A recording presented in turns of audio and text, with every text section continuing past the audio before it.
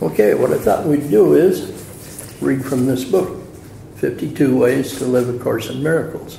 This was published a couple of years ago, and I'll just start here and read the introduction. I'll pass the book around, read as much or as little as you want. Anybody wants to make a remark or ask a question, just jump in here. You'll find out why I like this book real quick. The impact A Course in Miracles has had on my life is nearly immeasurable. I was first introduced to the Course in 1981. I was 5 years sober at the time and hung on to Alcoholics Anonymous like my life depended on it, which of course it did. But I was also yearning for something more, something that might quiet my near constant anxiety. I was one of those people who, from my first introduction to AA in 1976, went to multiple meetings a week, but I still longed to feel the quiet, secure connection to a higher power that so many of my friends quite obviously had. I simply had not found that connection to be very sustainable. At a meeting, and while with friends at the meeting following the meeting, I'd be quite content. Then I'd go home. What I had been feeling seemed to flee the moment I walked through the door of my own apartment. And that dis-ease, which took me to the brink of suicide more than once, subsequently hounded me into writing my first book, Each Day a New Beginning, Daily Meditations for Women. What's the name of the book? Each Day a New Beginning, Daily Meditations for Women. But you could read it too if you wanted to. Which has been followed by more than 24 other books over the last 34 years. And a person in our Monday afternoon group loaned me a book that she had written. I think it's called Daily Meditations from A Course in Miracles. So who's the author? Karen Casey. While in the act of writing, God, as I understood God, always shows up. But I have had long dry spells of not sitting in the quiet of my study, listening to the inner voice and writing all that I hear. During those dry spells, my frantic mind searches for solace, for connection. Historically, I did not, and often still don't, even with more than 40 years sober, feel the presence of God when I'm not at a meeting or writing. Some would no doubt say, but how lucky you are. Your anguish has made you a published writer. And while that is true, the emptiness I've so often felt becomes nearly intolerable and scary. For decades, I prayed for more than the flimsy connection I occasionally felt to a power outside of myself. And then a sister-in-law sent me A Course in Miracles. It was a 3-book set at that time, and I had no idea which book to read first. I picked up the text and read the introduction about how the Course came to be. That comforted me, but when I tried to read the text that followed, I felt overwhelmed. Even though I had a PhD, I couldn't with ease grasp the spiritual message. It seemed unnecessarily complicated. Anybody have that experience? I think the first set came to me in Latin. Yeah. I was looking for a fix that could quiet my troubled mind and heart. I chose to tackle the workbook first. It wasn't really much easier, but the lessons, one for each day of the year, gave me a structure. Not one dissimilar from the daily meditation book I had been writing at that time. The workbook felt doable, so my journey with the Course began and has never ceased. In fact, I can say with certainty that my commitment to the study of A Course in Miracles will continue until that day when my journey in this illusion has ended. I love the Course. It offers me a moment-by-moment reprieve from my ego, so long as I turn to the quieter inner voice for my next thought. As the Course tells us, the ego always speaks first. It is loudest, and it is always wrong. I think it also says it's always based in fear. The Holy Spirit never leaves one's mind, but it waits to be sought out for the next best response to any situation we are confronted with. What a quiet blessing the Holy Spirit is, never pushy, but always present. It has walked me through myriad difficult situations. It will continue to be the loyal companion that promises peace instead of this, whatever this is. Writing a book of essays about the Course, suggesting how one can practice it for personal benefit, is so pleasurable. Every word I write is a constant reminder of how to cultivate greater peace in my own life. What could be better than that? Nothing comes to mind, frankly. My intent is to take you on a journey through 52 simple ideas, offering you not only an explanation of the idea, but also proof of how helpful and practical each idea really is through sharing some of my own experiences. I've also created an affirmation for each entry that will nurture you and strengthen your peace of mind. And what more can any of us really desire than a peaceful mind? My life has gradually been changed by the Course. Little by little, day by day, I've become quieter. I've grown in my trust that there is a kinder, softer way to live. I am able to appreciate the many encounters I have every day, knowing that each one of them has come because of a lesson I have sought. And best of all, with the help of the Course, I am able to feel nurtured by lesson after lesson because the Holy Spirit is translating it for me. Helping you translate your experiences is the intention of this book. Helping you enjoy greater peace is my heart's sole desire. Oh, the many encounters I have every day, knowing each one is a lesson I have sought. Oh, What's that? each one is a lesson I have sought. Yeah. So when things get tough, maybe this is the lesson I wanted.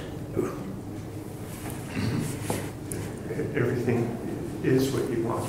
Yeah. There isn't one perfect way to read and utilize this book. You may want to review the many essay titles and read them according to what strikes your fancy. Some of you will want to read it from cover to cover immediately. Many will want to take the book in smaller doses so that you can actually practice incorporating the ideas in your daily encounters. Whatever makes sense to you makes sense. It's about you making the changes in your perspective and thus your behavior that will guarantee greater peace moment by moment. Why does this even matter? Only one reason comes to mind from my perspective. Nurturing greater peace within ourselves will benefit the multitudes who walk this planet with us. The ripple effect won't skip anyone, not a single person.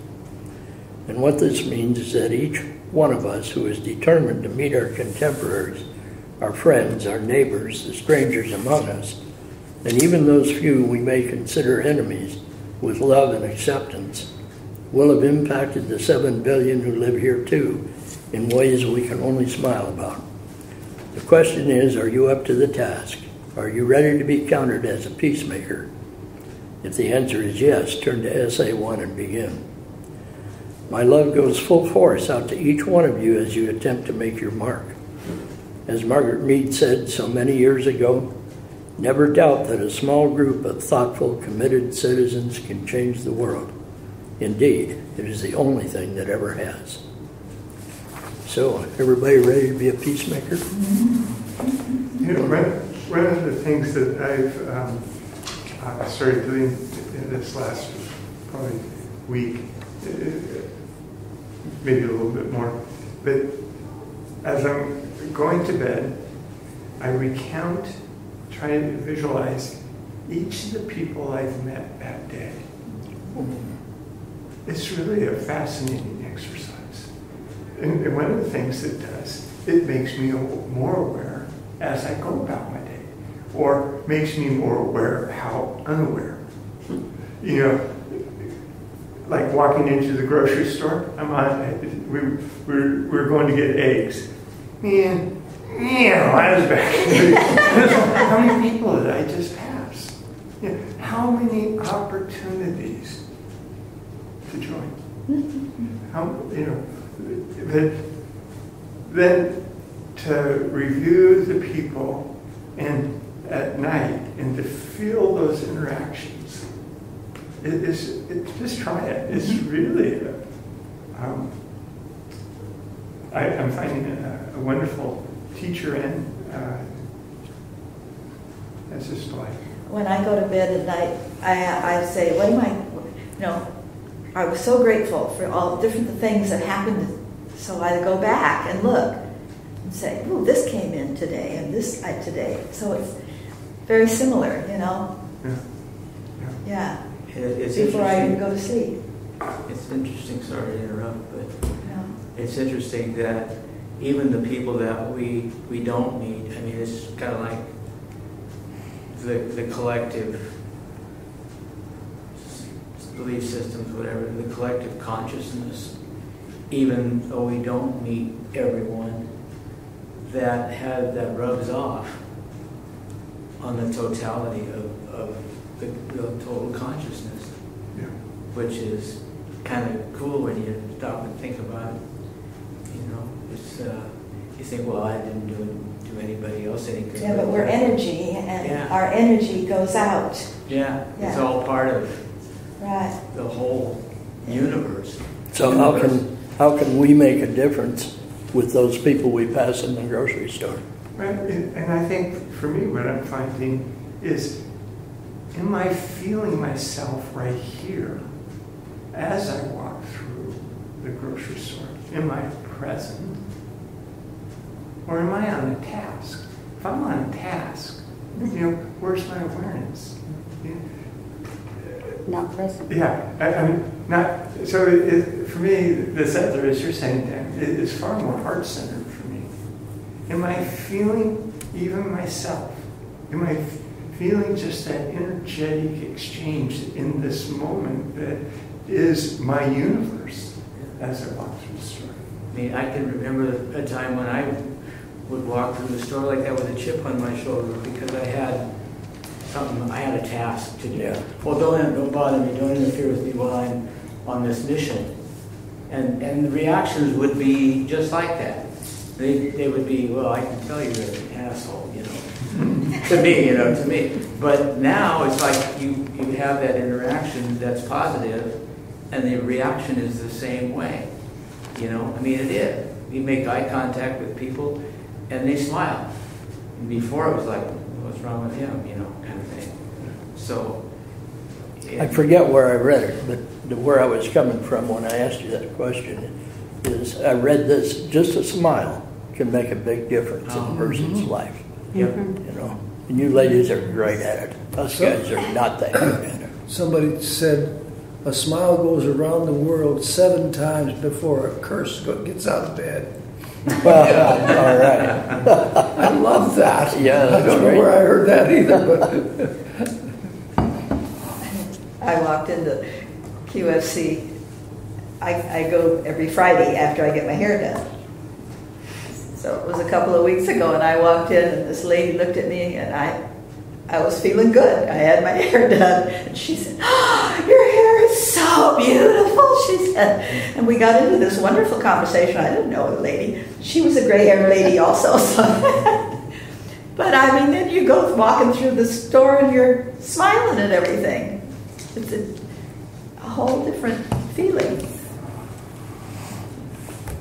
And there's a sense to me that which direction is the energy going?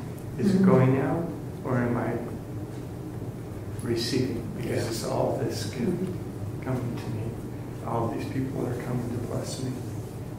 Like Scott says, he's beautiful and everybody loves him. He doesn't have to say it anymore because we all know it. Well, He just sits there and looks good. We just say, Scott, are you doing Trust Life? Because that's one of her affirmations. I'm beautiful and everybody loves me. Are you doing Trust Life? the book. I haven't read it, no. Yeah. That It's was a just- daily affirmation by Louise Hay. It's the last one that, She wrote. no, she didn't actually. The affirmations are hers, but they were put together by, Somebody else. Robert no, Oldham. Ludlow. Yeah. So the thing is, the Course tells us giving and receiving is the same thing. So if you're smiling and you're giving that out, or whether you're getting it back from them, it doesn't make any difference. So love just cycles like that. Yeah. You want to read, Scott? Chapter 1, Love is Letting Go of Fear. More than 35 years ago, I was introduced to the spiritual principle, Love is Letting Go of Fear, through a book by that name written by Dr. Gerald Jampolsky. I knew nothing about A Course in Miracles at that time, but the idea that the connection between love and fear, the very core idea of A Course in Miracles, needed to be reckoned needed to be reckoned with got my attention. Dr. Jampolsky was best known then as the founder of a Center for Attitudinal Healing, a program he started in Marin County, California in the mid-1970s that brought comfort and spiritual healing to children suffering from cancer. I was particularly drawn to Jampolsky's writing style. His message was gentle, very healing, easily accessible, extremely practical. The crux of this small book was about changing one's mind, thus making it possible to live from a place of love rather than being controlled by fear. His 12 simple principles seemed revolutionary to me. I didn't have any idea when I read this book that Jampolsky was a devotee of the Course in Miracles, or that his words would guide me to becoming a student of the Course a short time later. But indeed, that was the journey I embarked on. And what a journey it has been. I have to say that nearly every spiritual perspective I now cherish is one that has been influenced by something I read, either in the 669-page text, the 488-page workbook, or the 92-page manual for teachers that comprise A Course in Miracles. That comprise, yeah. Comprise A Course in Miracles. So Jampolsky, I think he's still alive. He's about 97, something like that. And you can find him on YouTube if you're interested. Teresa sent me a link to a YouTube video of his a couple of years ago that's really, really good. That was one of my first books, and I met him in Hawaii. Mine too. He used to speak at the Unity Church. I'm so grateful for the vision I am now guided by. It's a simple vision. It's a practical vision, and it's a gentle vision, not unlike the one I was so comforted by when I read Love is Letting Go of Fear more than 35 years ago. Living life in the simple lane appeals to me, and there is nothing quite as simple as recognizing that every expression, every word, and every action any one of us makes is motivated by one of two feelings, love or fear. When I was first introduced to this idea, I scoffed. Surely people's behavior was more complicated than that. Indeed, I was certain mine was. And then I was helped by the readings in the Course, coupled with long discussions with other Course students, Course in Miracles workshops, and books by Marianne Williamson, Kenneth Wapnick, and John Mundy to see how much less complicated most of us really are.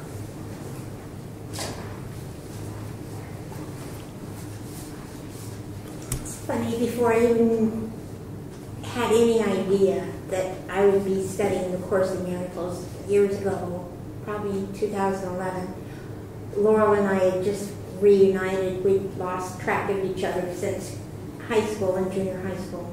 And we just found each other. And she came down to Vancouver, Washington, where I was living, and spent the weekend with me. And we had a good time, you know, just getting reacquainted. And then she sent me a book, and it was Jampolsky's book, Love is Letting Go.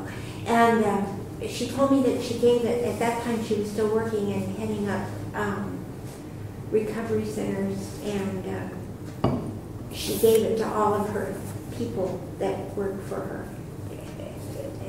And that was mandatory that they read it. So He also wrote a book called Goodbye to Guilt, which is a great book. yeah. I still haven't read it. I've had it on my dresser. I don't care where it was. It's because the ego does not want to say goodbye to guilt. Do you feel a little guilty for not? No, I know there's a treasure there I get to taste soon. I quit feeling guilty about it. I don't want any more books, though. I like books. Okay, where am I? Fear absolutely motivates people to be angry, sullen, dismissive, and far too often cruel. It can also initiate violence in myriad forms. cable news, minute by minute, alerts us to the most recent evidence of fear in action. In families and between countries, in our neighborhoods and among folks we will never meet. Fear is powerful and all-pervasive at times. With some individuals it seems unending too. My own dad fell into this category. I'm pretty certain he would have insisted that he loved my siblings, my mother, and me. However, his love felt compromised, very conditional, and most of the time he was tense and quick to anger. Perhaps something had happened at work that upset him, or maybe one of my siblings left a bike in the driveway. Something big or minor could have triggered the rage, but the repercussions were always registered at home. Always. Quite often at the supper table. It wasn't until years later, after I encouraged to interview him for a class assignment about family origins, that I came to face with who my dad really was. My simple question, "Will you tell me about your life?" resulted in the reply, "I have been afraid every single day since I was 6 years old." He told me he had accidentally cut off 2 of his brother's fingers with the old push lawnmower and was severely punished for it. Trying to be perfect in every way from the moment forward instilled a fear that simply couldn't be quelled. He was tormented by it until the day he died. I was stunned. My dad afraid? He always seemed confident. Why didn't I understand then? But eventually, from my Course in Miracles teachers, was that anger is one of the many masks hiding fear. Let me be clear. My dad was angry, often, but finally realizing that fear had precipitated his anger was eye-opening. The only sane response to someone else's fear, regardless how it is being manifested, is to be loving. And that's set out in this right here, so I don't know. That may be a quote from the Course, I'm Yeah. not sure. It doesn't say, but okay. So I was relieved to finally learn my dad's truth, but so sad for him that life had been so difficult. His near constant struggle, of course, made life a struggle for all of us. That's what fear does. It gets projected onto others, thus controlling the dynamic between all the people present. The dance our family did was anything but a smooth waltz. I've studied long and hard, read and reread the Course in Miracles in its entirety many times. In fact, in order to be able to occasionally appreciate that only sane response to someone else's fear, regardless of how it is being manifested, is to be loving. An expression of love is the only thing that will pave the way for freedom from the awful sting of fear that is being expressed in many persons' anguished behavior. Making a choice to be loving, difficult though it may be, isn't actually as hard as it may initially sound. I'm reminded of Mother Teresa's gentle admonition to be kind to everyone and start with the person standing next to you. Making a decision to be kind or loving can happen with little or no planning. You just do it. You smile. You offer help. You remember that we, each one of us, are on assignment to be helpful to one another. That's all. That's absolutely all. It's quite enough, actually. I will choose to be loving and kind in every encounter I experience today. My own spirit will be lifted every time I try to lift the spirit of someone else. So I think as well as being kind to the person standing next to you, might be a good idea to be kind to the person who's standing in your shoes. Or in the mirror. Yeah, yeah. You know, that's one thing that I struggle with, and I think I had touched on a little bit last time, was that whenever, I mean, my life, career life has been kind of dedicated to helping people, and it almost got to the point where I felt guilty if I felt good about helping somebody. Wow. You know, because then was my ego Yeah. was being enhanced. So it's like, it's kind of a tough thing, you know. It's just like I was wanting, you know, to help my neighbor last week, and I thought, well, no, was I doing it for him, or was I doing it because it made me feel good? So I decided I did one thing for him, and the other thing I said, you can do that yourself. Because of one thing he really needed help for, and the other thing was something that maybe wasn't absolutely necessary. So doing this was necessary, and this was just to make me feel good. So sometimes I guess it's kind of hard to decide should I just go ahead and do both of them, or not. Don't judge it. Yeah. I mean, I just kind of feeling guilty about it. That's a real interesting dilemma, isn't it? It is. Yeah. Yeah. And it's one I struggle with a lot, because my propensity is to help. Yeah. No matter what. Okay, what can I do for you? But see, you have the expertise to be of help where most people don't. So I would say, just my opinion, do what's right no matter what the reason is. Yeah. Do what's kind no matter what the reason is. Yeah. Like those two cases where I wasn't there, that I mentioned, where I wasn't there to help those people. Was there a reason I wasn't there? I mean... I like, I think those are always good questions. If I'm not there, I'm not there. There's no accidents. But I like in Dialogue and Awakening, do that which brings peace. If there's conflict's coming out of my garbage. Yeah. And if there's the movement and I'm peaceful in it, I think that's a good indicator. Yeah, if you don't do it and the guy dies, then what do? You beat yourself up for not doing it. Yeah. I would definitely, if I was there, I would do what I could. Yeah. But I wasn't there, so there was a reason I wasn't there. It's their karma or whatever it was to suffer, and I wasn't there to help them, so I can't feel guilty about it. I mean, definitely if I would have been there, I would have done whatever I could, but then I got to be careful. Whoa, I did that, instead of just saying, okay, it's cool, just let it go and don't pump yourself up with it, which is what I used to do a lot of. That was why I was doing it. That was, So in what she was just saying is either a movement from fear or a movement from love. From love. Yeah. And I think of and she talks about her father cutting out her two brothers, or two fingers off her brother, was it something like that? Yeah. And how traumatic that was for him, and then how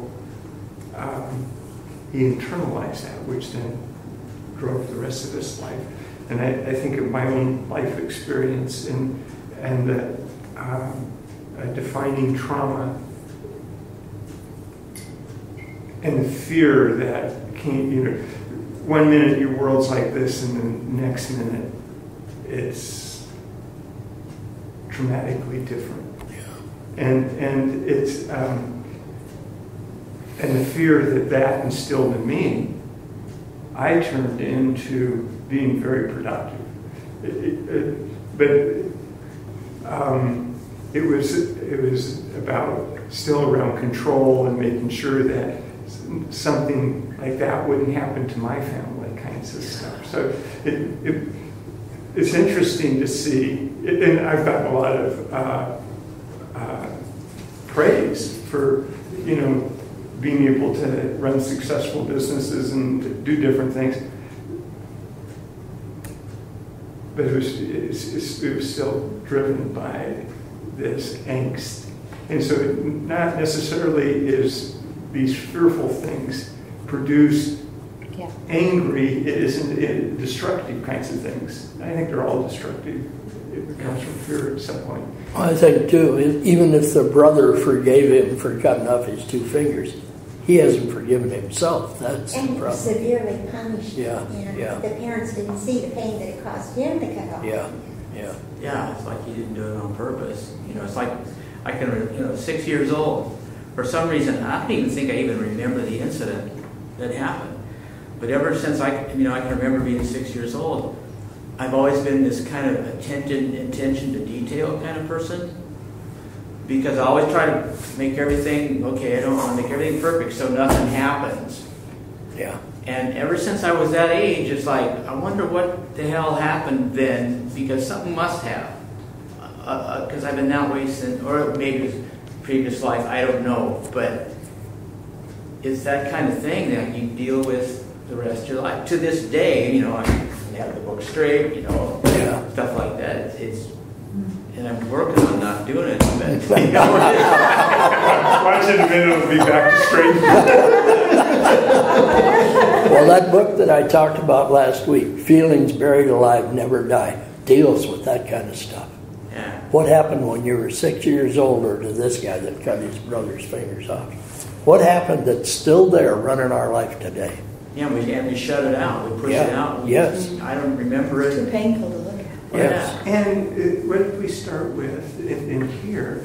That everything that comes to us, and this is what Scott's card, you know, it's not happening out there. It's all the world I see is happening within me, and all of it's a gift. And if I am projecting a fearful world, it is there for in every moment. That what comes to me is my opportunity for atonement to unravel that. And so everything in our lives is the Holy Spirit's response to bring us home. And that's why it's so important to let go of everything that we might be hanging on to subconsciously or consciously. You know, I mean, just like when I can identify with what Brian said, like from the time I can remember, you know, my relationship with my father was not really good because I wasn't the son that he wanted. I mean, I was supposed to be, you know, this tough guy, which I wasn't. But then I compensated for it my whole life to try to prove myself to him and everybody else. Yeah. So it's another one of those things where we compensate, but knowing that if we could just let go of it, and it's hard to do when you don't know any better. But How many of us have done that? yeah. And I still do to some Yeah. extent at times. Yeah. Not feeling enough, not feeling good enough.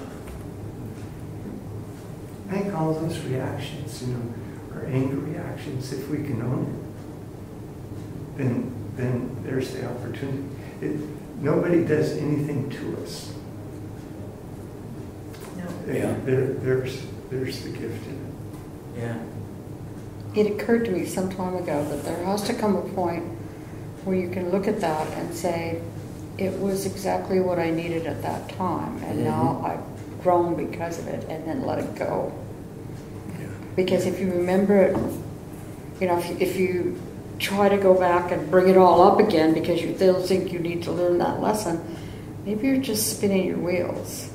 But if you can let it go, really truly let it go with a sense of peace, you've got to feel that sense of completeness and peace. But I don't do the try to dig up, because quite honestly, I don't remember them all anymore. You know, I've let them go. That's the good news. Yeah. That's the good news, really, it is. But I let them go, and so and I think the Course says this too. All that you remember about the past is the good. Yeah. That you remember the good.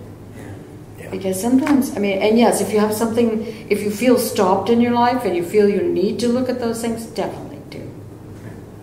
But for myself, I've let a lot of that go, and I don't feel the need to go back and dredge it all up again. I feel grateful for all of it. Yeah. I do now. Grateful, You know, I do. gratitude is still a big thing for me. I still have to remember it every day. For me, I had to dig it up just to know what it was. And I think now that whatever happened back then, it doesn't really matter anymore because it's all news, you know. What can they say about the past, but it is not here? Yeah. It doesn't exist. You know, you talk about doing something for somebody and not knowing if it's the right thing to do at the time.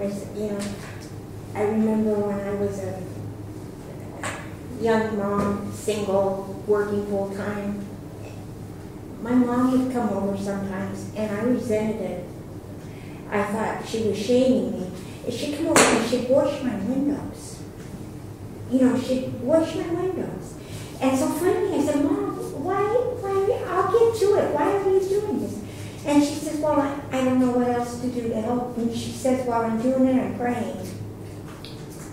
Well, eventually I got to see the beauty in that. You know, after she was gone, she'd leave. You know, she said, you'll look out that window and you won't see the dirt anymore. You'll see the view. You know. And you know what? She never stopped. She always would come and wash my windows. What she did to my sister-in-law was she'd clean her refrigerator. You know, what she'd do to my cousin was, whenever we'd get together for anything, Mom would be doing the dishes. But see, this is how she could express her love for you. Mm-hmm. And guess what we talk about now? And now when I wash a window, guess who I think of? Yeah. You know, and guess what I try to do when I go see my son? But boy, I didn't like it then. You know, I thought, well, you're shaming me. You're telling me I'm not a good, you know. And of course, who felt like she wasn't good? But. Yeah. I'm pretty sure there's a book called 1,000 Ways to Say I Love You. And I remember reading it a long time ago, but it was talking about exactly that stuff. Yeah. I thought the myriad of kindnesses that are open to us if we're not feeling so sorry for ourselves that we only see what's wrong. Yeah, that's right. And so, I don't know, people used to call me a, quote, cockeyed optimist. and I thought, well, heck, I'm happy. What's it matter? They wrote a song about you. Well, Tom talked about the only thing wrong, the only thing that we need to really let go of is the belief that something's wrong with me. Yeah. He always talks about it, and finally, you know, I really got in touch with that. Yeah. That's a deep belief. Comes from all kinds of experiences as we have as children. Yeah.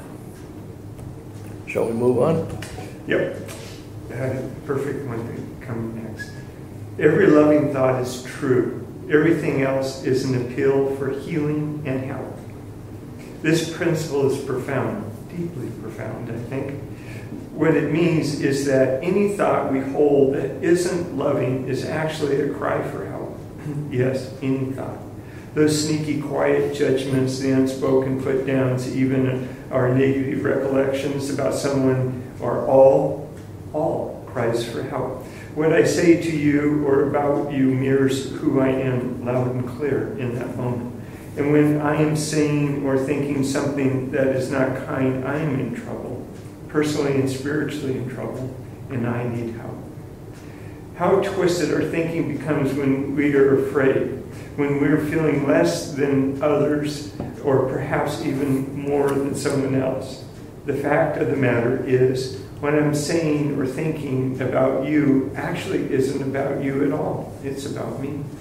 My thoughts or words perfectly reflect what I am thinking about myself in that very moment. This truth can oftentimes feel ugly. Any truth we don't like, we prefer to deny. Our projection onto someone else. Our project onto someone else. Let's see. Project, yeah. Any truth we don't like, we prefer deny or project onto someone else. That's the human side of us. Let's not be ashamed, however. Let's accept who we are in the moment so that we can become who we'd rather be in the next moment. How do we live with this repugnant fact about ourselves? One of the first helpful things to acknowledge is that we experience two voices in our minds, continuously and simultaneously. One is always loud, very negative, and quite destructive, and unfortunately it speaks first. This is the ego's voice. It's the one responsible for our distasteful thoughts and actions. The other voice we will hear, but only if we choose to hear it. It's very quiet, very kind, very loving, and most importantly, it speaks the truth. This is the voice of the Holy Spirit, who is God's representative in this world of illusions that our egos have created. Certainly choosing to listen to the loving voice of the Holy Spirit within our minds is preferable. It is definitely the most sensible. However, because it generally isn't the first voice we hear, we get hijacked and then sidetracked, so easily sidetracked. Thus, before we know it, we are passing judgment on, or worse, audibly criticizing whomever is present. Of course, what we are thinking or saying isn't the truth about who is standing before us. We have already established that whatever has been uttered or thought reveals solely who we are in that moment. The hurt has been registered already, however, and it's a hurt whose impact ripples throughout the world. Quite obviously, it reflects back on us with as much vehemence as it projects forward. Instantaneously, the entire universe of souls has been touched by the ugly ego that commandeered our attention. That's the awful and yet awesome power of the butterfly effect. What I say or do to you, I do to everybody. Our personal mission is holy. Give only love. Although we can't put this genie back in the bottle, we can recognize the error of our ways quickly and refrain from exaggerating the problem we have created. The best way to refrain, of course, is to quietly acknowledge to ourselves the shortcomings we have once again been held hostage by. Having two voices in our minds requires that we be vigilant, constantly. The loudest voice is simply never the kindest, nor is it ever loving. Consequently, we must make our amends if they are called for and move on. Just move on. The next moment and its opportunity are calling to us. To repeat what has already been hailed as the message here, loving thoughts that give rise to loving actions are the life-sustaining activity in what appears most often to be a chaotic, dangerous universe.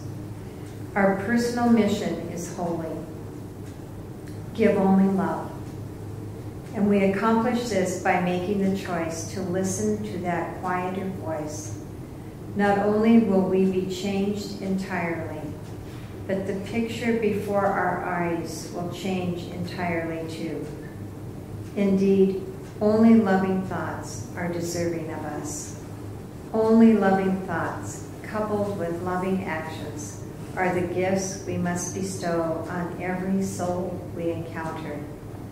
Being the example of truth at every turn transforms every moment of life, your life, and mine too. Transforming my life is within my power. It begins with a soft heart today. Seek only love, for that is what you are. Mm-hmm. Chapter 3. Wherever we are is the next perfect place to be. How comforted I am by knowing that I am where I need to be right now. The same is true for you. This also means that where we were yesterday or 4 years ago was where we needed to be then too. As the Course through the words of Jesus reveals, there are no accidents. Every experience we have and every person we meet is filling a part of our separate, though perfect journey. Can you speak up a little louder, please? My trajectory, and yours too, is divinely targeted. This doesn't mean we should not have felt a pinch of uncomfortable experiences at times. That these things should not have happened. On the contrary, they were necessary points on the learning curve that is actually intended to help us remember who we really are. And is that okay? Keep You going. know, in Jesus, my autobiography, he says, "You may say that I have no effect on your life, but you are wrong." And I forget the next sentence. It's like I'm working with everybody all the time. And then he says, "And you are living in the exact right spot where you're supposed to be living right now." And who are we really? We are God's children who are still very much at home in heaven. But the moment we mysteriously, could have been mistakenly, created the ego, we rebelled and imagined that we had escaped from heaven. We were intent on ruling ourselves in our own more perfect world. Alas, in truth, we didn't really leave God at all. Not really. We remained at home with Him, and now even though we think we are in His mildly unseen world of illusions that our egos painstakingly created, one idol at a time. Look around, the insanity of what the ego has made is nearly beyond belief. In the name of God, people are killing one another, and in the vilest ways. The evening news is replete with tragedy. The 24/7 cable networks, with all their angry, gory details, the ads, are suffocatingly oppressive. But we watch and wring our hands and say, what can be done? And then we remember. What a blessing to remember that what we are watching isn't actually happening in the real world. So how does what we gaze upon fit into that particular wherever we are is the next perfect place to be? This question has intrigued me ever since that day, more than 3 decades ago, when I committed to a lifelong study of A Course in Miracles. If what we are seeing in our neighborhoods and on television isn't real, how do we explain it? And why should I, or you, believe that the Course says about this world in contrast to the real world is true?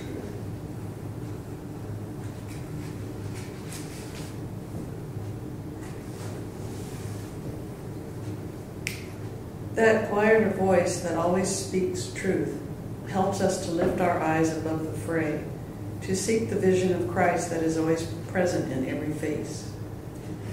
With time, actually lots of time, I have come to understand that being willing to believe the truth isn't a dilemma, not really. I have become satisfied with choosing to accept that this classroom, our world, is where violence and tragedy appear to be happening. This classroom is where we can see what the ego's part of one's mind is capable of doing. The havoc is evidence of the insanity of the ego. With this as a backdrop, it's glorious to remember that the ego voice isn't the only voice present in our minds. Hallelujah. That other, quieter voice that always speaks truth helps us to lift our eyes above the fray, to seek the vision of Christ that is always present in every face, regardless of the horrors of the violence. It's in this moment that we are in the right place at the perfect time, serving to demonstrate for others that peace is always possible. Always. It's in these moments that Spirit is calling us to be who we truly are, God's children, one and all. There is no more perfect place to be ever. I relish knowing that I am not, in actuality, part of this insanity all around me. I am free, I am free. Spirit is my guide.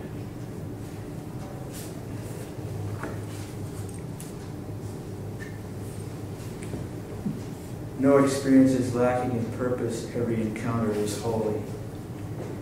It might be difficult to believe that no experience is lacking in purpose after we've been fired from a job we thought was perfect for us, or after a spouse has left us for another partner.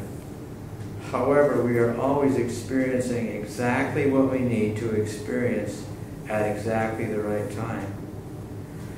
Therefore, another career path or perhaps a new relationship must be heading our way. We have to trust that in time we will understand the holiness of whatever took us by surprise. I feel such a sense of calm when I remind myself that every encounter I have with absolutely every person who engages me is for a reason.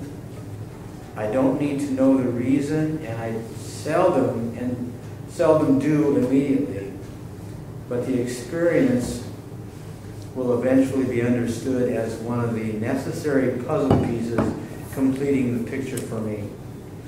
When I gaze back over my life, recalling the dark periods along with the successes, I can see with clarity how each one of my experiences lent a thread or two to the tapestry that now describes me. The contrast between the bright colors and the dark ones gives depth to the picture that is still being woven. One encounter, one experience, one moment at a time. What is true for me is most certainly true for you.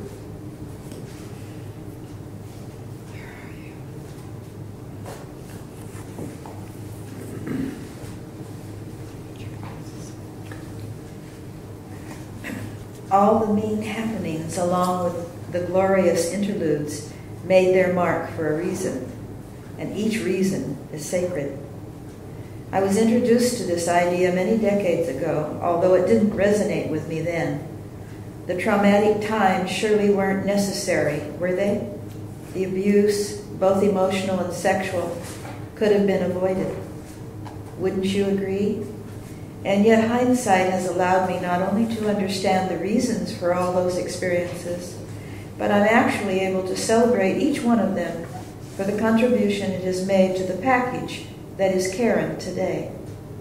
Each experience in my life prepared me to help at least one other person who was quite intentionally sent my way for the words of encouragement my survival could offer them.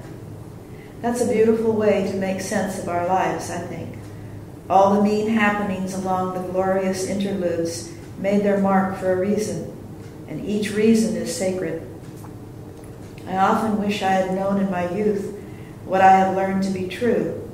I was a fearful child, a fearful teenager too. In all honesty, fear hounded me until I joined a 12-step program in my mid-30s, and it actually didn't leave for many years even then. I had no idea that who and what I was encountering were preparing me for the miraculous life I now enjoy. Every life is miraculous. That is a fact that I now cherish. It's only when egos are in control that insanity reigns. And yet in the midst of every insane act there is purpose, eventually. Perhaps the primary purpose is to show others that insanity need not reign if we listen to the softer, more loving guidance of the voice of the Holy Spirit. That presence never deserts us, never. That presence can take any experience and wring the holiness out of it. My life is a testament of that. Yours too. You and I are in the throes of holiness today. It is carrying us to our next perfect appointment. Thank you. Chapter 5, Forgiveness is the Key to Peace. Because of the internet's unstoppable news cycle, we are privy nearly every day to grieving parents whose children have been killed quite violently at the hands of others. And often we hear these same parents expressing their willingness to forgive the killers, a reaction that seems nearly unimaginable. When the parents are asked how they can find it in their hearts to forgive such an unspeakable crime, they generally reply that not forgiving hurts more than forgiving. Big truth there. Hanging on to the anger or the hate destroys them from within, and they can find no peace when revenge has made its home in their hearts. Retribution certainly seems reasonable to many of us. Not so long ago, you could have counted me in this group.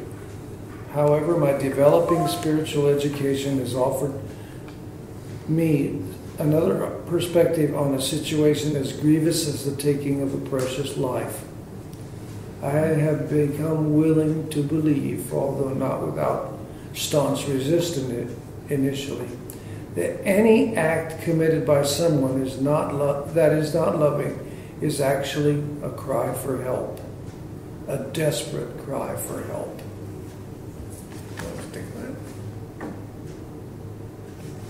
Take that. You can read that? Sure. Any act committed by someone that is not loving is actually a cry for help. They put that in parentheses. And every one of us makes that desperate cry for help too, for too many times a day, far too many times a day.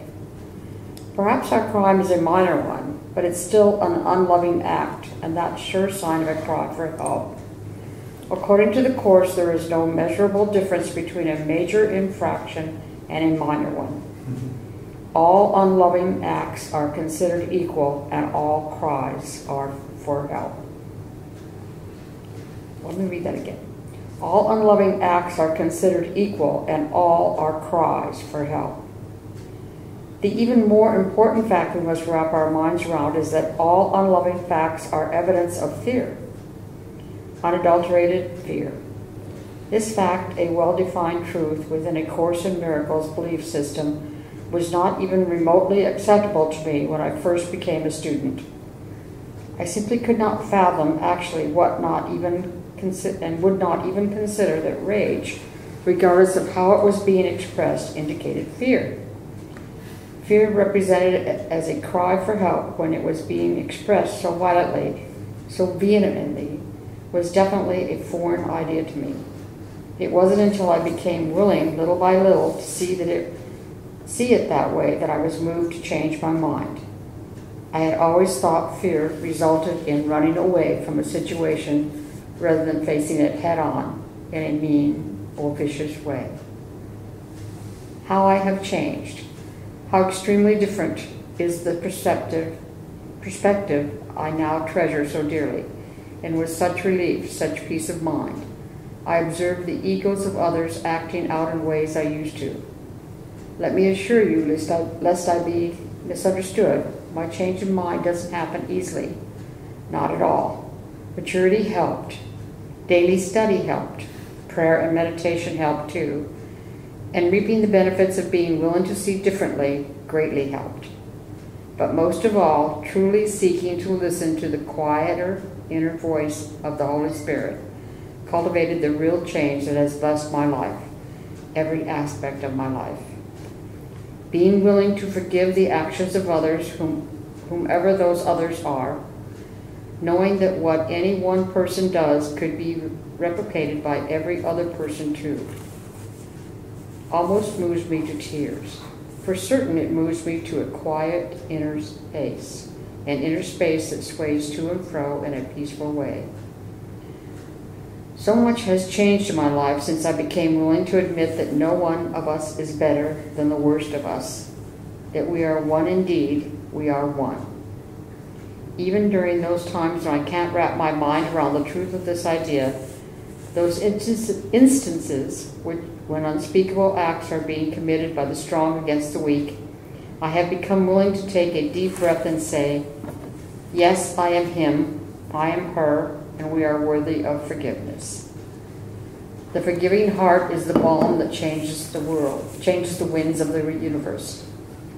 Nothing remains the same when any one person says, I understand, I accept, I forgive, I love. And then it's a quote, peace will visit us today when we acknowledge how alike we are to the least of us. Forgiveness connects us as one. Well, forgiveness. For those of you who've already heard this, too bad you're going to hear it again. Too bad. Yes, oh well. This is from the book, Feelings Buried Alive Never Die. And the author is quoting a book by George Recchi called Return from Tomorrow. And it's the first account of near-death experiences I ever read. I think it may even be the first one ever published. he was a soldier in World War II, and he came down with an illness while he was in the Army and had this near-death experience. And later on, he was back on active duty, and he told this story in his book, Return from Tomorrow. His unit entered a concentration camp in Wuppertal. I don't know where that's at, maybe Germany. Yeah, it must have been Germany. And in this concentration camp, they came across a guy who was actually in pretty good health. And while everybody around him was either dead or dying, you know. And this guy had a big double handlebar mustache. And he reminded the soldiers of Wild Bill. So they called him Wild Bill. He was actually Polish, and it says his name was in 7 syllables and unpronounceable. So, now if I can find it again. That wasn't his real name. The soldiers called him Wild Bill. He was one of the inmates of the concentration camp, but obviously hadn't been there long. His posture was erect, his eyes bright, his energy indefatigable. Since he was fluent in English, French, German, and Russian, as well as Polish, he became a kind of unofficial camp translator. We came to him with all sorts of problems. The paperwork alone was staggering in attempting to relocate people whose families, even whole hometowns, might have disappeared. But though Wild Bill worked 15 and 16 hours a day, he showed no signs of weariness.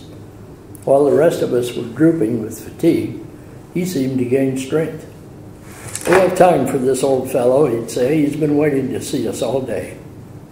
His compassion for his fellow prisoners glowed on his face, and it was to this glow that I came when my own spirits were low.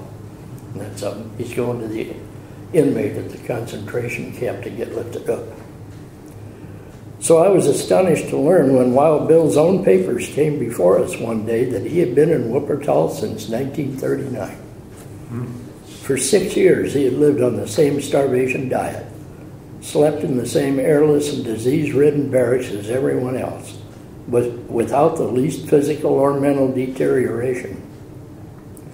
Perhaps even more amazing, every group in the camp looked on him as a friend. He was the one to whom quarrels between inmates were brought for arbitration. Only after I'd been at Wuppertal a number of weeks did I realize what a rarity this was in a compound where the different nationalities of prisoners hated each other almost as much as they did the Germans. As for Germans, feeling against them ran so high that in some of the camps liberated earlier, former prisoners had seized guns, run into the nearest village, and simply shot the first Germans they saw. Part of our instructions were to prevent this kind of thing, and again, Wild Bill was our greatest asset, reasoning with the different groups, counseling forgiveness. "It's not easy for some of them to forgive," I commented to him one day as we sat over mugs of tea in the processing center. "So many of them have lost members of their families." Wild Bill leaned back in the upright chair and sipped at his drink. "We lived in the Jewish section of Warsaw," he began slowly, the first words I had heard him speak about himself. "My wife, our 2 daughters, and our 3 little boys. When the Germans reached our street, they lined everyone against a wall and opened up with machine guns. I begged to be allowed to die with my family, but because I spoke German, they put me in a work group."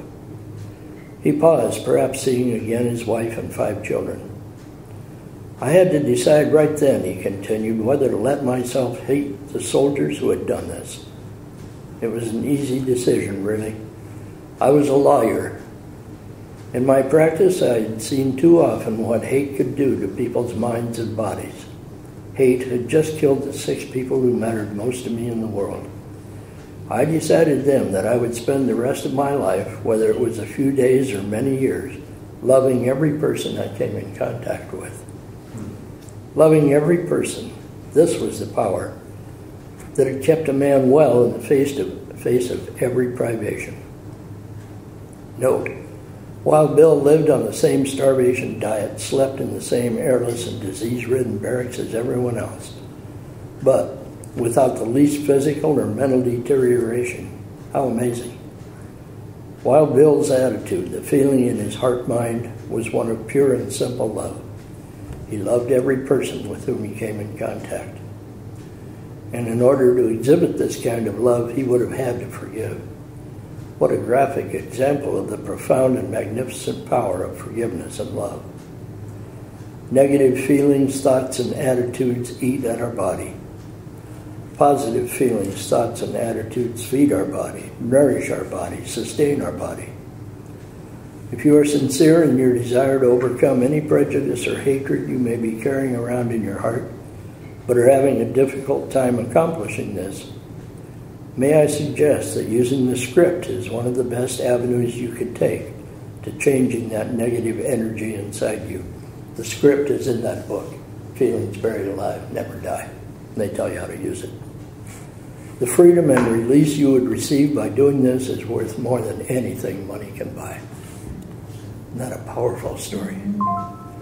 Love everybody. You know, we sit here and say, well, what about Trump? You know, I mean, I see her saying that, you know. And yet this guy was able to forgive people who murdered his whole family. And not only his family, but everybody around him. There's too. It's just amazing. I was watching the Bush thing, and he had all sorts of sayings. And one of them that really struck me was, hatred corrodes the containers contained in. Yeah. Hatred what? Hatred corrodes the container it's held in. Oh, wow. Yeah, which is exactly what he's saying right there. Yeah. Another really good book, experience about one man's experience in concentration camps is Viktor Frankl's Man's Search for Meaning. Yeah. Yeah. Powerful. These people were, I don't know, they must have had help from somewhere. You know, could I do that? I don't know. After reading this, I might be inspired, but could I really do it? It'd be tough. Well, we all have our part in salvation. Yeah. Mm-hmm. Yeah. And it is our life. Yeah. Here it is, so we get to do it. If you never read any of the rest of that book, that story right there is worth buying the book. Thank you. Yeah. Yeah. Anybody else got anything before we go?